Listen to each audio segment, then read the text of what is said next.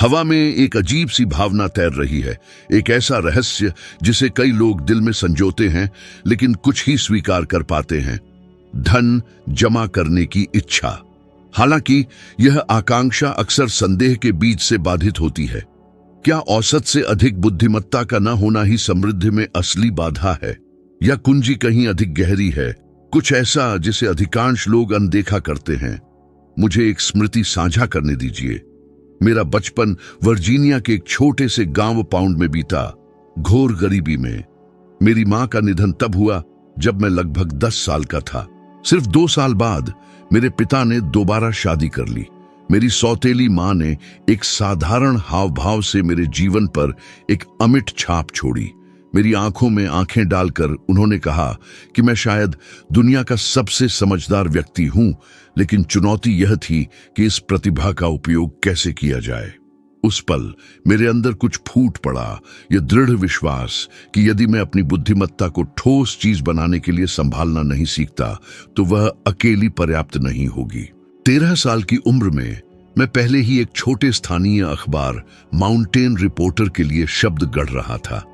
मैं एक ऐसा युवा था जो गंभीर भौतिक अभावों के बावजूद निर्धारित सीमाओं को पार करने की तीव्र महत्वाकांक्षा रखता था। धीरे धीरे मैंने समझा कि उत्कृष्ट बुद्धि वाले अनगिनत व्यक्तियों के पास विचारों की भरमार होती है, लेकिन वे शायद ही कभी उन्हें स्थायी चरित्र की संपत्ति में बदलते हैं। बाद में मुझे एक ऐसे व्यक्ति का साक्षात्कार करने का अवसर मिला जिसकी सोच ने मेरी अपनी सोच को मौलिक रूप से बदल दिया।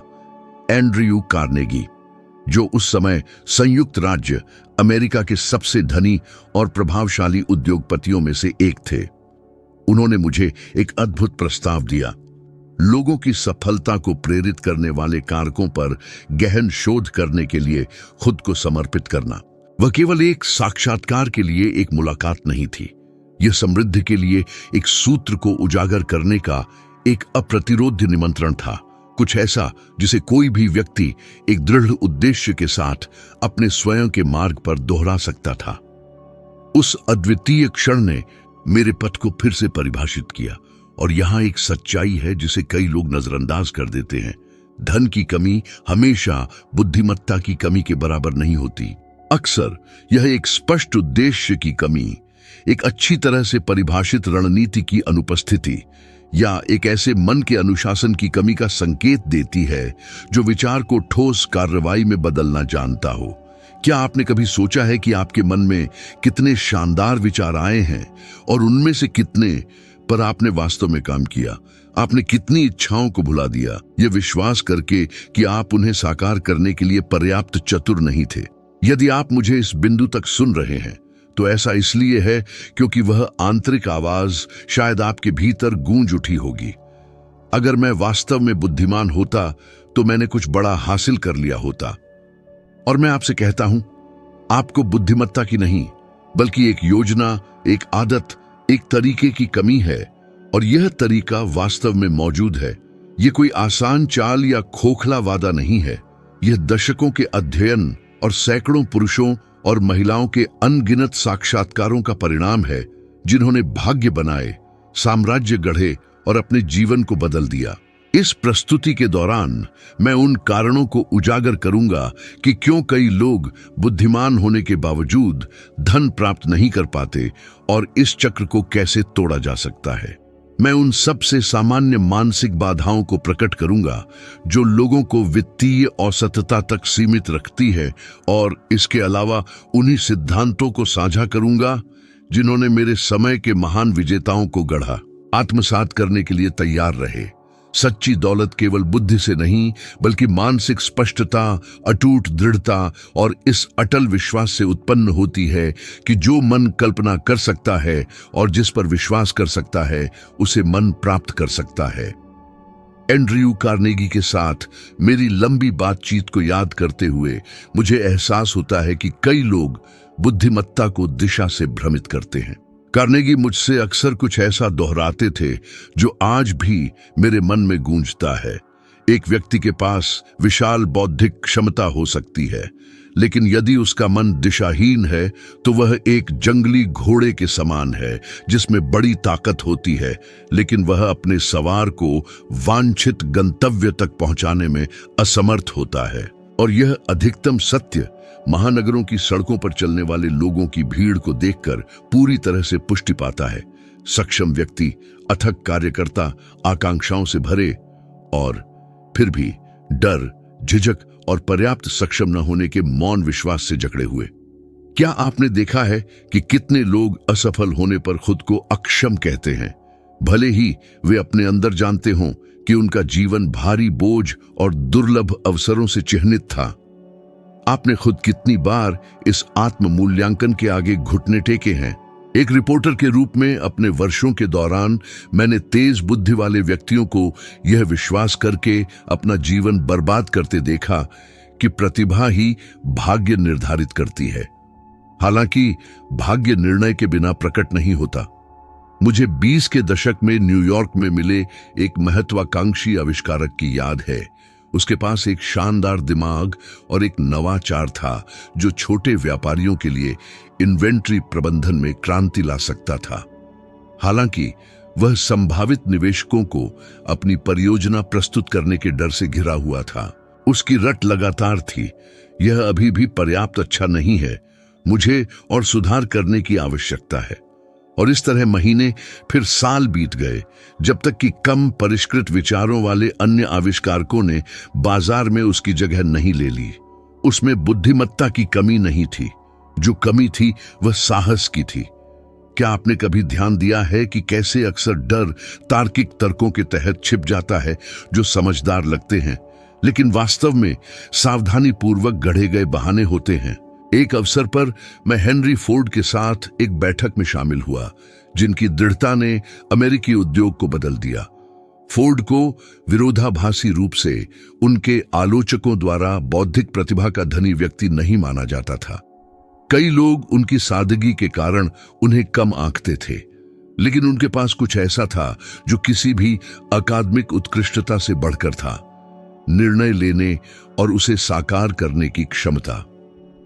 जब उन्हें बताया गया कि उनके प्रसिद्ध V8 इंजन का निर्माण असंभव है, तो उन्होंने बस जवाब दिया, कोशिश करते रहो जब तक तुम सफल न हो जाओ।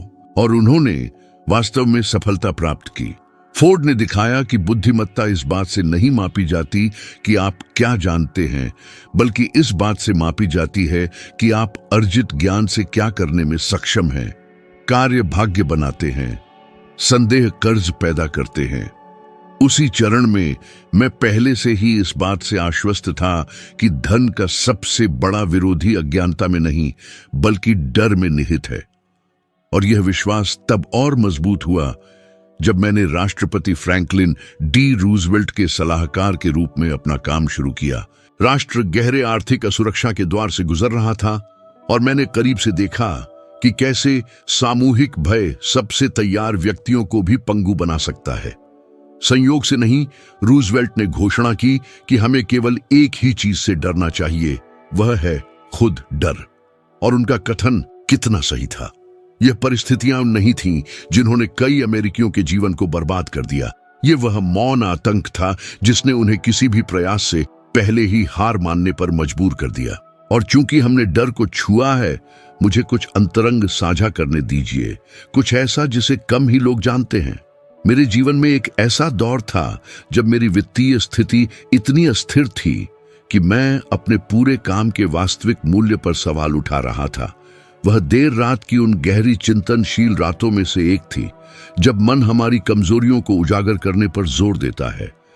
मैं न्यूयॉर्क की सड़कों पर अकेला चल रहा था, असफलताओं का बोझ महसूस कर रहा था और सोच रहा था कि क्या मैं कभी स्थिरता प्राप्त कर पाऊंगा। फिर मैं एक रोशनी वाली दुकान के सामने रुका जहां एक किताब रखी थी जिसे मैंने खुद लिखा था। मैं कुछ सेकंड के लिए स्थिर रहा। वहां वर्षों के अध्ययन, प्रयास और समर्पण का भौतिक प्रमाण था। और फिर भी मुझे खुद पर संदेह था। उस दृश्य की भावना, उस कवर पर अपना नाम छपा हुआ देखकर मेरे भीतर उदासी और आशा का मिश्रण जगाया। उदासी यह देखकर कि मैंने उस पल में डर को मुझ पर कितना हावी होने दिया। आशा यह याद करके कि मैंने पहले भी कई अन्य तूफानों को पार किया था। उस पल मैंने खुद से बुदबुदाया, अगर मैं कल्पना कर सका तो मैं उसे पूरा भी कर पाऊंगा। और मैंने और भी अधिक दृढ़ संकल्प के साथ अपनी यात्रा फिर से शुरू की। और अब मैं आपसे पूछता हूं, आप कितनी बार सड़कों पर हार महसूस करते हुए चले हैं, भले ही आप जानते हो कि आप और भी बहुत कुछ करने में सक्षम हैं? कितनी बार आपने दूसरों के निर्णय, आसन्न विफलता, आलोचना के डर से कार्य करने से मना कर दिया है? आपने कितने अवसरों को नजरअंदाज किया, बुद्धिमत्ता की कमी के कारण नहीं, बल्कि अपनी क्षमताओं पर विश्वास की कमी के कारण? कई लोग धन से बचते हैं क्योंकि उन्हें बचपन से ही इससे डरना, इस पर अविश्वास करना, यह मानना सिखाया गया है कि यह केवल नियतिवादियों का है। यह एक भ्रम है। समृद्धि उसी को मिलती है जो उसे बनाने की आदत डालता है। और इस गहन विचार को आगे बढ़ाने से पहले मैं आपसे एक सरल लेकिन अत्यंत महत्वपूर्ण कार्य का निवेदन करता हूं।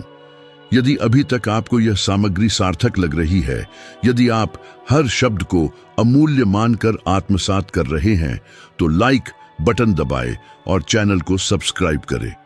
यह एक मामूली बात लग सकती है, लेकिन यह क्रिया इस काम को मजबूती देती है और अधिक लोगों तक इस ज्ञान को पहुंचने में मदद करती है। यह उपजाऊ जमीन में बीज बोने जैसा है। कार्य छोटा है पर फल विपुल मिलते हैं। अब आगे बढ़ते हैं। सफलता पर मेरे शोध के दौरान मैंने देखा कि अधिकांश धनी व्यक्तियों ने कभी किस्मत पर भरोसा नहीं किया, बल्कि लगातार और दृढ़ आदतों की निरंतरता पर विश्वास रखा। और 70 के दशक से भी पहले के मनोवैज्ञानिक अध्ययन इस बात की पुष्टि करते हैं। शोधकर्ताओं ने पाया कि मानवीय व्यवहार दोहराए जाने वाले पैटर्न का पालन करता है। आप जो रोज करते हैं वही आपके जीवन, आपके मन और आपके भविष्य को आकार देता है। इसलिए धन केवल प्रतिभा का उप उत्पाद नहीं है, यह दृढ़ता का परिणाम है। और दृढ़ता एक ऐसा गुण है जिसे कोई भी व्यक्ति, यहां तक कि वह भी जिसे लगता है कि वह बहुत बुद्धिमान नहीं है, विकसित कर सकता है। क्या आप कल्पना कर सकते हैं कि क्या होगा अगर केवल 30 दिनों तक आप हर दिन कुछ पल अपने विचारों को व्यवस्थित करने, अपने उद्देश्यों को दृढ़ करने और उनके अनुरूप कार्य करने में समर्पित करें? यह अत्यधिक सरल लग सकता है, लेकिन बड़े बदलाव हमेशा छोटी, लगातार की गई क्रियाओं से ही उत्पन्न होते हैं। और यही एक प्रभावशाली सिद्धांत निहित है जिसे मैंने अपने समय के सबसे प्रख्यात पुरुषों के साथ हुए मेरे साक्षात्कारों से सीखा है। समृद्धि कोई ट्रॉफी नहीं है, बल्कि एक प्रतिबिंब है। यह मानसिक अनुशासन, आत्मनियंत्रण और उस अदम्य साहस का दर्पण है जो दूसरों के पीछे हटने पर भी आपको डटे रहने को प्रेरित करता है। बहुत से लोग बुद्धि की कमी के कारण नहीं, बल्कि यह मानकर हार मान लेते हैं कि धन के लिए कोई अनोखी प्रतिभा चाहिए। यह ऐसी कोई मांग नहीं करता, यह केवल शुरू करने और न रुकने की इच्छा मांगता है। जब मैं उन लोगों के मार्ग पर विचार करता हूं जिनका मैंने कई दशकों तक साक्षात्कार किया, उद्योगपति, आविष्कारक, नेता और उद्यमी, तो मुझे एक महत्वपूर्ण भूल नजर आती है जो सफल होने वालों को गतिहीन रहने वालों से अलग करती है। अधिकांश लोग उम्मीद करते हैं कि बुद्धि ही उनके सभी मुद्दों को हल कर देगी। यह ऐसा है मानो वे किसी भी पल एक जादुई चमक, एक उत्तम विचार, प्रेरणा के क्षण की प्रतीक्षा कर रहे हों ताकि उनका जीवन रातों रात बदल जाए। हालांकि वास्तविकता कठोर है। प्रेरणा का इंतजार करना वंचित रहने का सबसे परिष्कृत तरीका है। प्रेरणा केवल उन्हीं के पास आती है जो पहले से ही गति में है। मैंने खुद यह सबसे मुश्किल तरीके से सीखा। जब मैं पहली बार एंड्रयू कार्नेगी के सामने बैठा तो मुझे नहीं पता था कि वह बातचीत मेरे अस्तित्व का मार्ग बदल देगी। मैं केवल एक युवा पत्रकार था, जिज्ञासु और दृढ़, लेकिन संसाधनों से वंचित। कार्नेगी ने मुझे सफलता के दर्शन को खोजने और उसे दुनिया को समर्पित करने की चुनौती दी, जिसके लिए मुझे $1 भी नहीं मिलना था। इस मांग की दुस्साहस की कल्पना कीजिए। यात्रा करना, उस समय के सबसे बड़े नामों का साक्षात्कार करना, उनकी कहानियों को दर्ज करना और इन सबको एक ऐसे सूत्र में परिवर्तित करना जो कोई भी व्यक्ति लागू कर सके, और यह सब एक पैसा भी लिए बिना करना। क्या आप स्वीकार करते या सोचते, यह मेरे लिए असंभव है, मुझ में क्षमता नहीं है, मैं पर्याप्त बुद्धिमान नहीं हूं? मैंने लगभग मना कर दिया था। हाँ, मैंने ऐसा लगभग कर ही दिया था। अरुचि के कारण नहीं, बल्कि डर के कारण। असफलता का डर, खुद को निराश करने का डर, खुद पर बहुत अधिक विश्वास करने का डर। और उसी क्षण मैंने कुछ शक्तिशाली समझा। अपनी क्षमता के बारे में अनिश्चितता एक मौन कारावास है। बहुत से लोग जीवन भर इसमें जीते रहते हैं। कितनी बार आपने शायद कोशिश करने से पहले ही खुद को तोड़ दिया है, यह सोचकर कि आप पर्याप्त सक्षम नहीं थे। कितने विचारों को आपने अपने भीतर ही दबा दिया, यह डर कर कि आप मूर्ख लग सकते हैं। कितने सपनों को आपने मरने दिया, यह सोचकर कि वे आपके जैसे किसी के लिए बहुत बड़े थे।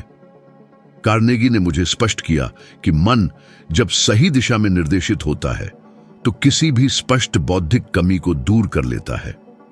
और यह तब और भी स्पष्ट हो गया जब मैं थॉमस एडिसन के सामने था। एडिसन को उनकी सैद्धांतिक प्रतिभा के लिए नहीं, बल्कि उनकी अटूट दृढ़ता के लिए सदी का सबसे बुद्धिमान व्यक्ति माना जाता था। उनका साक्षात्कार करते समय उन्होंने मुझसे कुछ यादगार कहा कि वह बिजली का बल्ब विकसित करने से पहले हजारों बार असफल हुए, और जब इतनी सारी विफलताओं के बारे में पूछा गया तो उन्होंने जवाब दिया कि प्रत्येक प्रयास उन्हें समाधान के करीब ले आया। उन्होंने असफलताओं को नहीं, प्रगति को देखा। और यहां एक कठोर सच्चाई निहित है। अत्यधिक बुद्धिमान लोग कभी कभी तेजी से असफल होते हैं, क्योंकि वे मानते हैं कि उन्हें पहली कोशिश में ही सब कुछ सही करना चाहिए। दृढ़ लोग, भले ही उन्हें प्रतिभाशाली न माना जाए, अपनी लगन से जीतते हैं।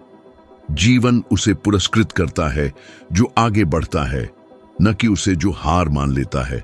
लेकिन मैं आपको कुछ और गहरा पेश करना चाहता हूं। अपनी जांच के दौरान मैंने उन लोगों के बीच बार बार होने वाले भावनात्मक पैटर्न की पहचान की जो कभी समृद्धि हासिल नहीं कर पाए। एक सामान्य भावना थी, यह विश्वास कि जीवन मेरे जैसे व्यक्तियों के लिए अत्यधिक कठिन है, और यह विश्वास वर्षों बीतने के साथ लगभग एक अभिशाप में बदल जाता है। क्या आपने कभी देखा है कि कैसे कुछ लोग अभाव की वही कहानियां दोहराते रहते हैं, मानो ब्रह्मांड व्यक्तिगत रूप से उनके खिलाफ हो? वे ऐसे वाक्य कहते हैं जैसे, मेरे परिवार में कोई सफल नहीं होता, यह मेरे लिए नहीं है, मैं मेहनत करने के लिए पैदा हुआ हूं, अमीर बनने के लिए नहीं। ये ऐसी घोषणाएं हैं जो पूरे भाग्य को आकार देती हैं। मन मानता है, शरीर स्वीकार करता है, जीवन पुष्टि करता है। और इसके विपरीत ऐसे व्यक्ति भी थे जिनके पास कम संसाधन होने के बावजूद एक अटूट आंतरिक विश्वास था। मुझे वर्जीनिया के ग्रामीण इलाके में 1930 के दशक में मिले एक व्यक्ति की याद है। वह एक छोटी सी वर्कशॉप में अथक परिश्रम करता था, खेती के औजारों की मरम्मत करता था। उसके पास कोई स्कूली शिक्षा नहीं थी। वह बड़े सिद्धांतों से अनभिज्ञ था, लेकिन उसके पास कुछ दुर्लभ था, एक शांत, मौन, दृढ़ संकल्प। जब मैंने पूछा कि वह इतनी लगन से क्यों काम करता है, तो उसने कहा, क्योंकि मैं चाहता हूं कि मेरा बेटा वह अनुभव करे जो मैं कभी नहीं कर पाया। इस वाक्य ने मुझे प्रभावित किया। यह सरल था, यह मानवीय था, और इसमें एक असाधारण शक्ति थी। वह केवल घमंड के लिए समृद्ध नहीं होना चाहता था, वह अपने परिवार का भाग्य बदलना चाहता था। और इस प्रकार की प्रेरणा मनुष्य को तर्क, बुद्धि और संदेह से परे धकेलती है। उसी क्षण मैंने महसूस किया कि वास्तविक शक्ति प्रतिभाशाली मन से नहीं, बल्कि प्रतिबद्ध हृदय से आती है। और चूंकि हमने गहरी भावनाओं पर चर्चा की है, तो मुझे एक और व्यक्तिगत प्रसंग साझा करने दें जिसे मैं बहुत सराहना के साथ सहेजता हूं। अपने शोध के एक निश्चित चरण में मैंने एक उथल पुथल भरे दौर का सामना किया जिसने मुझे लगभग सब कुछ छोड़ देने को मजबूर कर दिया था। मैं थका हुआ था, अभिभूत था महसूस कर रहा था कि मेरे साक्षात्कार वह प्रगति नहीं दे रहे थे जिसकी मुझे उम्मीद थी। एक सुबह मैंने एक ग्रामीण स्कूल का दौरा किया, जहां मुझे कुछ छात्रों से संक्षेप में बात करने के लिए आमंत्रित किया गया था। जब मैं दृढ़ संकल्प के बारे में बात कर रहा था, तो मैंने पहली पंक्ति में बैठे एक पतले लड़के को देखा, जिसकी आंखों में आशा की चमक थी। भाषण के अंत में वह मेरे पास आया और बोला, मैं वही करना चाहता हूं जो आप करते हैं। मैं सोचना सीखना चाहता हूं। मैं गहराई से भावुक हो गया, लगभग आंसू आ गए। उस साधारण लड़के ने मुझे मेरे मिशन का कारण याद दिलाया। यह मेरे बारे में नहीं था, यह जीवन बदलने के बारे में था। उस भावना ने मेरे दिल को गरमा दिया और मुझे आगे बढ़ने की शक्ति दी। यह अजीब है कि कभी कभी एक जागी हुई आत्मा हमें वह पूरा उद्देश्य वापस दे देती है जिसे हमने खो दिया था। अब एक सच्चाई समझें जिसे कुछ ही लोग स्वीकार करते हैं। समृद्धि केवल बौद्धिक क्षमता से नहीं आती, बल्कि दृष्टि, भावनात्मक अनुशासन और निरंतर क्रिया के संयोजन से आती है। और एक और गहरा कारण है, अधिकांश लोग अपनी भावनाओं को नियंत्रित नहीं करते और भावनाएं तार्किक सोच से कहीं ज्यादा उनके वित्तीय निर्णयों को निर्धारित करती हैं। 1970 के दशक से पहले किए गए मनोवैज्ञानिक अध्ययनों से भी संकेत मिलता था कि मानवीय विकल्प बड़े पैमाने पर भावनात्मक आवेगों, भय, असुरक्षा, अनुमोदन की इच्छा, सुरक्षा की आवश्यकता द्वारा निर्देशित होते हैं। ये आवेग किसी भी योजना को विफल कर देते हैं, चाहे वह कितनी भी बुद्धिमान क्यों न हो। और शायद आपने अपनी जिंदगी में यह खुद भी देखा होगा। आपने चिंता से प्रेरित होकर कितने वित्तीय निर्णय लिए, डर के कारण कितने अवसर छोड़ दिए, एक आंतरिक शून्य भरने के लिए कितनी बार आपने अपने पास जो नहीं था वह खर्च किया। मुझे 1940 के दशक में साक्षात्कार किए गए एक सार्वजनिक व्यक्ति की याद है, एक प्रतिभाशाली संगीतकार जिसका करियर स्टारडम तक पहुंचने का वादा कर रहा था। उसकी प्रतिभा निर्विवाद थी, उसकी रचनात्मकता प्रफुल्लित थी, लेकिन उसकी असुरक्षा उसे चुपचाप खा रही थी। वह हमेशा मानता था कि उसकी रचनाएं पर्याप्त अच्छी नहीं थीं, कि उसकी आवाज बड़े मंचों के लायक नहीं थी, कि दूसरे उससे बेहतर थे। उसने अवसरों को बर्बाद किया और निराश करने के डर से महत्वपूर्ण निमंत्रण ठुकरा दिए। तो जहां कम प्रतिभाशाली कलाकार कोशिश करने की अनुमति देकर कामयाब होते रहे, वहीं वह आत्मदंड के भंवर में डूबता चला गया।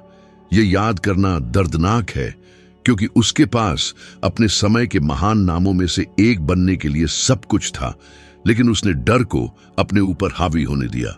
और उसकी यात्रा को देखकर मैंने जो वाक्य सीखा वह यह है, जो गलती करने से डरता है वह अपने ही डर से गलती करता है।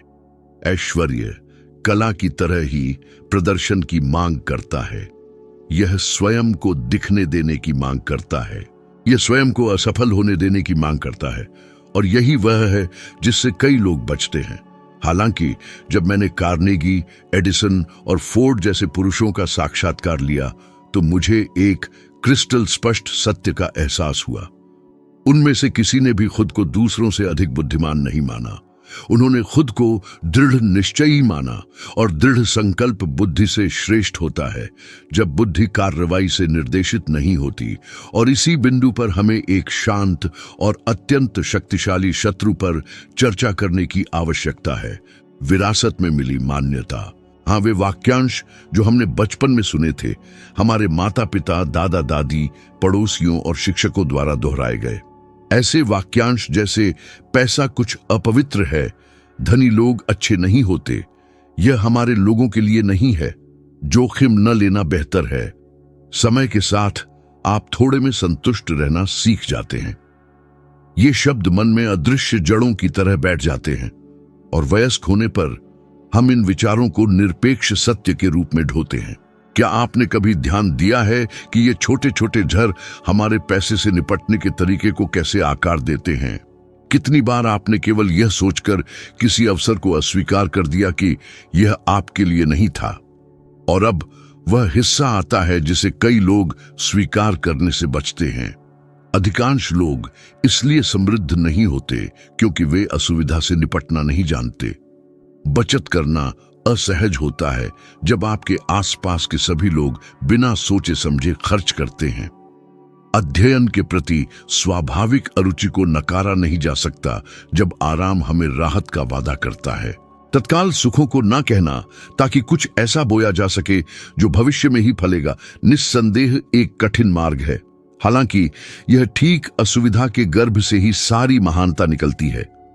आराम बदले में साधारणता के लिए एक उपजाऊ बिस्तर है, जबकि अनुशासन एक आवश्यक पुल के रूप में प्रकट होता है जो हमें सच्ची समृद्धि की ओर ले जाता है। मुझे अपनी यात्रा का एक अंतरंग प्रसंग साझा करने की अनुमति दें, जिसे मैंने अपने सबसे चुनौतीपूर्ण दौर में से एक में अनुभव किया था। बहुत पहले, जब मेरे काम को वह पहचान नहीं मिली थी जो बाद में आने वाली थी। मैं गहन शोध में डूबा हुआ था, उन सैकड़ों व्यक्तियों की कहानियां संकलित कर रहा था जिन्होंने अकल्पनीय कठिनाइयों पर विजय प्राप्त की थी। हालांकि विरोधाभासी रूप से मैं स्वयं गहरे संदेह में फंसा हुआ था। मैंने अपने लगभग सभी संसाधनों को यात्राओं, अनगिनत साक्षात्कारों और ढेर सारे नोट्स में लगा दिया था। मेरी बचत नाम मात्र की थी और एक परेशान करने वाला सवाल बना हुआ था, क्या यह सारा प्रयास कभी फल देगा? उन अंधेरे दिनों में से एक में मैं एक साधारण से होटल में ठहरा हुआ था, थका हुआ और भावनात्मक रूप से पूरी तरह से सूखा हुआ महसूस कर रहा था। उस रात जब मैं अपनी पांडुलिपियों को देख रहा था, खामोश आंसू बहे, निराशा की एक धारा और उसी समय एक धुंधली आशा। लेकिन उसी क्षण मेरे भीतर एक शक्तिशाली दृढ़ विश्वास फूट पड़ा। अगर मैं वहीं हार मान लेता तो वर्षों की वह सारी लगन अपना गहरा अर्थ खो देती। यह एक दिल दहला देने वाला रोना था, लेकिन इसने अपने साथ एक अजीब मुक्ति लाई। वहीं उस सादे कमरे में मैंने समझा कि सबसे कठिन क्षण अक्सर सबसे बड़ी जीत की प्रस्तावना होते हैं, और इस रहस्योद्घाटन ने अटूट रूप से मेरे उद्देश्य को फिर से जगाया। अब मुझे एक ऐसे सत्य से पर्दा उठाने की अनुमति दें जिसे कई लोग अनदेखा करना पसंद करते हैं। धन सबसे पहले मन के गहरे कोनों में प्रकट होता है और उसके बाद ही जीवन में साकार होता है। भौतिक जगत में हम जो कुछ भी देखते हैं वह अपनी उत्पत्ति में विचार के संसार में पहले से ही मौजूद था। हम जो कल्पना करते हैं वह हमारे कार्यों को आकार देता है, और हमारे कार्य बदले में हमें वह बनाते हैं जो हम बनते हैं। यदि आपका मन दीवारें खड़ी करता है तो आपका अस्तित्व एक जेल में बदल जाएगा। हालांकि यदि आपका मन पुलों का निर्माण करता है तो आपका जीवन खुले रास्तों का एक विशाल क्षेत्र बन जाएगा। और एक और भी परिवर्तनकारी ज्ञान है, शुरू करने के लिए सब कुछ जानने की आवश्यकता नहीं है, बस अगला कदम पहचानना है, अगली चाल, अगला संकल्प। बुद्धि अपने आप में भाग्य की प्रेरक शक्ति नहीं है, यह आदत है जो धन को आगे बढ़ाती है। और आदतों का निर्माण किसी भी इंसान के लिए सुलभ क्षमता है, चाहे उसकी उत्पत्ति, उसकी शैक्षणिक पृष्ठभूमि या उसकी वर्तमान परिस्थितियां कुछ भी हों। महत्वपूर्ण प्रश्न जो बना हुआ है वह यह है, क्या आप पर्याप्त बुद्धिमान नहीं होने के आरामदायक बहाने को छोड़ने और अंततः अपने भाग्य की बागडोर संभालने के लिए तैयार हैं? या आप उन विश्वासों की छाया में बने रहेंगे जो आपको दिए गए हैं, ये विचार स्वीकार करते हुए कि समृद्धि आपके लिए नहीं बनी है? हमेशा याद रखें, गरीबी कोई सजा नहीं है, यह अधिकांश बार एक अचेतन चुनाव है। और धन कोई उपहार नहीं है, ये एक अनुशासित मन का स्वाभाविक परिणाम है। भावनात्मक गरीबी हालांकि वित्तीय कमी से भी अधिक विनाशकारी साबित होती है। अनगिनत लोग अपराध बोध, शर्म, दूसरों से लगातार तुलना और शक्तिहीनता की लकवाग्रस्त भावना से जंजीरबद्ध होकर जीते हैं। ऐसी भावनाएं मन में निहित रचनात्मक शक्ति के सार को नष्ट कर देती हैं। क्या आपने कभी ध्यान दिया है कि कुछ लोग निराशाओं के अंतहीन चक्र में फंसे हुए क्यों लगते हैं? जैसे कि उनके प्रयासों के बावजूद हमेशा कुछ न कुछ गलत हो जाता है। यह केवल एक संयोग नहीं है, ये भावनात्मक पैटर्न जो अक्सर बचपन में गहरी जड़ें जमा चुके होते हैं, हमारे जीवन की चुनौतियों का सामना करने के तरीके को निर्धारित करते हैं। और जब तक इन पैटर्नों को बदला नहीं जाता, वास्तविकता अन्याय की पुनरावृत्ति के रूप में प्रस्तुत होती रहेगी। मुझे एक अनुभव याद है जिसने मुझे एक विशेष रूप से कठिन दौर में गहराई से प्रभावित किया। मैंने महीनों तक लेखन, गहन शोध, अनगिनत नोट्स की समीक्षा, लंबी यात्राओं और साक्षात्कारों में खुद को समर्पित किया था। हालांकि मेरी प्रगति रुकी हुई लग रही थी। अत्यधिक थकान और निराशा के उन दिनों में से एक में मैंने मन को कुछ राहत देने के लिए वॉशिंगटन की सड़कों पर चलने का फैसला किया। शाम का समय था और आसमान नारंगी रंग में रंगा था, जो परिदृश्य में एक सूक्ष्म उदासी भर रहा था। जैसे ही मैं आगे बढ़ा, मेरी नजर एक साधारण दिखने वाले परिवार पर पड़ी, जो एक मामूली घर की सीढ़ियों पर बैठा था। बच्चे इतनी सहजता से हंस रहे थे कि एक संक्षिप्त क्षण के लिए आसपास की दुनिया शांत हो गई। उस छवि ने मेरी आत्मा में कुछ गहरा जगा दिया। मैंने अपने सीने में एक गर्माहट महसूस की, कोमलता का मिश्रण और चिंतन का निमंत्रण। मैंने उस पल में समझा कि सच्ची समृद्धि केवल वही नहीं है जो हम जमा करते हैं, बल्कि पूरी तरह से महसूस करने, भावनात्मक संबंध बनाने और साझा करने की क्षमता में निहित है। और इस अंतर्दृष्टि ने पूरी तरह से फिर से परिभाषित किया कि मैं समृद्धि के बारे में कैसे लिखता था। वह सादा क्षण, एक अनजान परिवार, एक सच्ची हंसी मुझे मेरे केंद्र में वापस ले आया। और यहाँ एक सच्चाई है जिसे मुझे पूरी ईमानदारी से उजागर करने की आवश्यकता है। आपकी वित्तीय स्थिति में कभी सच्चा बदलाव नहीं आएगा जब तक आपकी भावनाएं अनियंत्रित रहती हैं।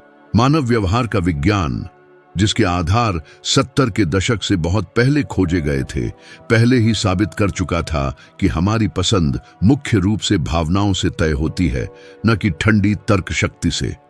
यही कारण है कि इतने सारे व्यक्ति आवश्यकता से अधिक खर्च करते हैं, आशाजनक अवसरों से कतराते हैं, अपनी योजनाओं को तोड़ देते हैं और लक्ष्यों को छोड़ देते हैं।